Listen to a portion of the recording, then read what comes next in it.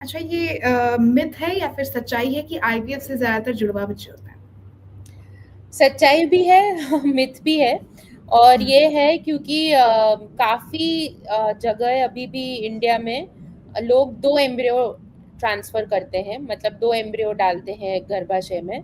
तो जब आप 2 डालते हो, ट्विन्स हो सकते हैं, 1 हो सकता है या 0 हो सकता है। इसलिए आईवीएफ का नाम बदनाम हो गया है कि आईवीएफ से ट्विन्स होते हैं, क्योंकि लोग 2 एम्ब्रियो डालते हैं।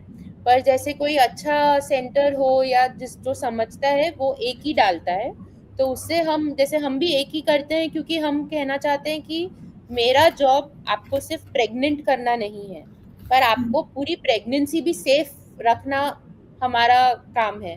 तो अगर आपके ट्विन्स है तो आपको पता ही है, ट्विन्स की प्रेगनेंसी झेलना एक अलग ही प्रॉब्लम है, क्योंकि ट्विन्स में माँ को ट्विन्स लेके प्रेग्नेंट रहना। तो ये 2 एम्ब्रियोज़ क्यों डालते हैं? क्या रीज़न है?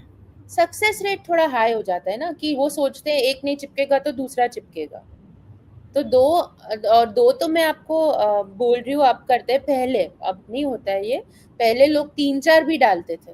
तो अगर आपने 3 डाले हैं तो मतलब 3 स्टिक हो सकते हैं, 2 स्टिक हो सकता है, 1 स्टिक हो सकता है, या 0।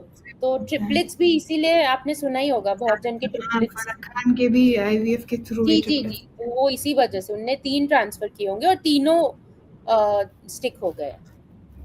अच्छा।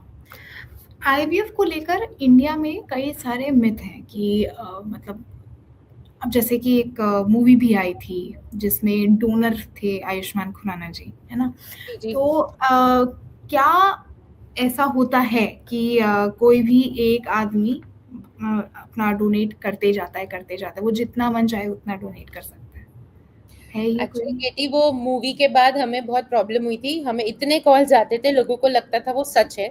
पर जो हुँ, दिखाया गया है वो बिल्कुल गलत है, क्योंकि हाँ, स्पर्म डोनर्स होते हैं, पर हुँ, स्पर्म डोनर्स ऐसे ही क्लिनिक में आके डोनेट करके गिफ्ट्स लेके नहीं जाते हैं। हमें स्पर्म डोनर लेते जो हम हैं वो अनोनिमस होते हैं, उनको हमें नहीं पता होता वो कौन है।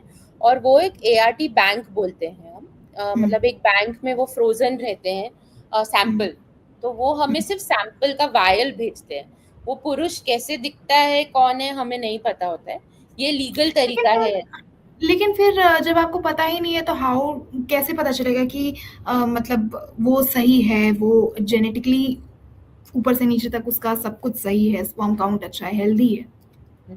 तो हमें फिजिकल एट्रीब्यूट्स पेपर पे आता है कि 6 feet, 6 feet, skin colour, hair colour, eye colour, blood group, count, motility, ऐसे हुँ, करके बहुत ही टेक्निकल एस्पेक्ट में आता है, जो कि हम उसमें से as per patient requirement sample choose कर सकते हैं। पर अच्छा। वो जो आता है, हम मतलब वो पुरुष को नहीं मिलते हैं। फिर जो हम चूज करते हैं वो एक वायल में उसका सैंपल आता है।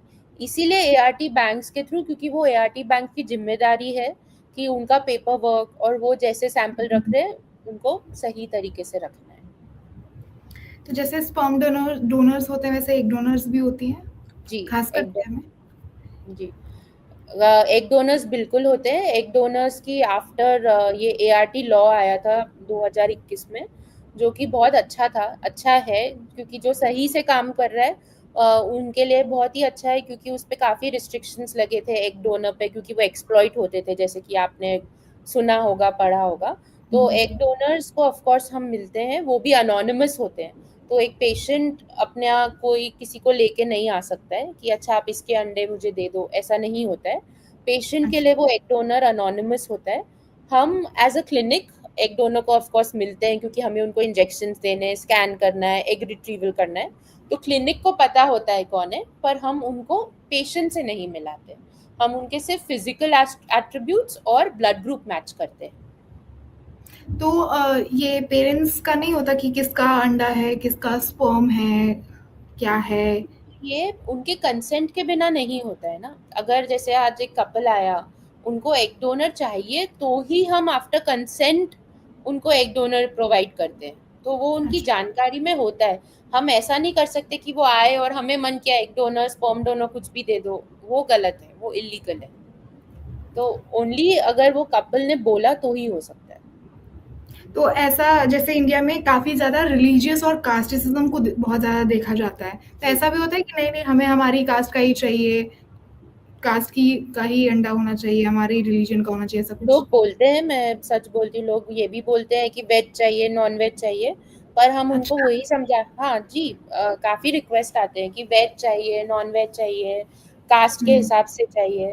तो वो एज पर लॉ हम वो सब क्राइटेरिया नहीं मैच कर सकते हैं। हम ये मैच कर सकते हैं, जैसे कि मैंने कहा, genetics, physical attributes, health of the donor, ये सब हम मैच कर सकते हैं। तो हम उनको समझाते हैं कि लॉ के परव्यू में क्या चीज़ें हम कर सकते हैं, क्या नहीं कर सकते। तो पेशेंट समझते हैं, पर उनका भी हम दुविधा समझते हैं कि भाई एक इंडिया में, क्योंकि जैसे आपने कहा इतना स्ट्रांग है, तो उनका भी पूछना जाहिर है।